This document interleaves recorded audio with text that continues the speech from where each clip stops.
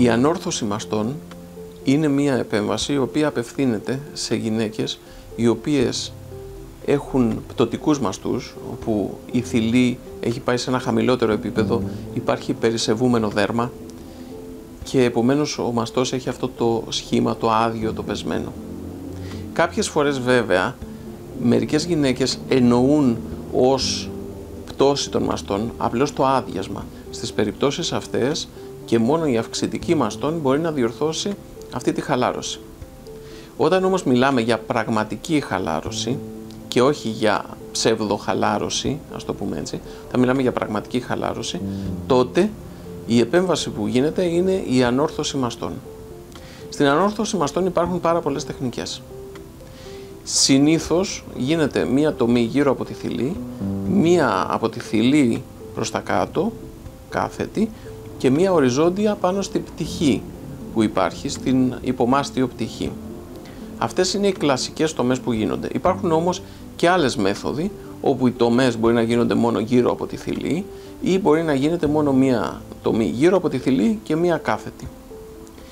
Συζητάμε για το θέμα των τομών, διότι οι τομές αυτές με τον καιρό θα επουλωθούν, αλλά ποτέ δεν θα εξαφανιστούν τελείως. Συνήθως επουλώνονται αρκετά καλά σε βαθμό που να μην ενοχλούν τις γυναίκες αυτές. Σε βαθμό δηλαδή που να μην αποτελούν αισθητικό πρόβλημα. Όμως αυτό είναι κάτι το οποίο η γυναίκα που κάνει τη διαδικασία αυτή θα πρέπει να το γνωρίζει, διότι ξαναλέω οι τομές αυτές δεν θα εξαφανιστούν ποτέ. Θα γίνουν απλώς πολύ καλύτερες. Εξαρτάται βέβαια και από την τάση επούλωσης που έχει ο κάθε οργανισμός. Υπάρχουν πάρα πολλά είδη τεχνικών για την ανόρθωση μαστών. Θα έλεγα ότι αριθμούνται σε κάποιες δεκάδες διαφορετικών τεχνικών. Δεν υπάρχει καμία τεχνική που να αρμόζει σε όλους τους μαστούς. Επομένως, για κάθε μαστό θα πρέπει να βρούμε την κατάλληλη τεχνική.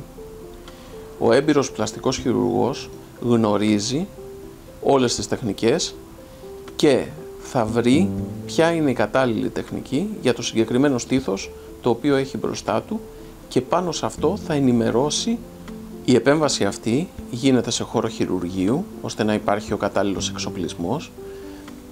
Έρχεται η γυναίκα την ίδια μέρα το πρωί, κάνει την επέμβαση και το απόγευμα μπορεί να φύγει να πάει στο σπίτι.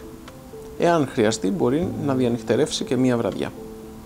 Πηγαίνοντας στο σπίτι μπορεί να κινείται και πρέπει να κινείται, πρέπει να έχει μία κινητικότητα. Συνήθως δεν υπάρχει καθόλου ενόχληση. Τα περισσότερα άτομα μου λένε ότι και τα παυσίπονα που τους έχω γράψει δεν τα πήραν, αλλά και αν υπάρχει κάποια ενόχληση, με απλά παυσίπονα αντιμετωπίζεται.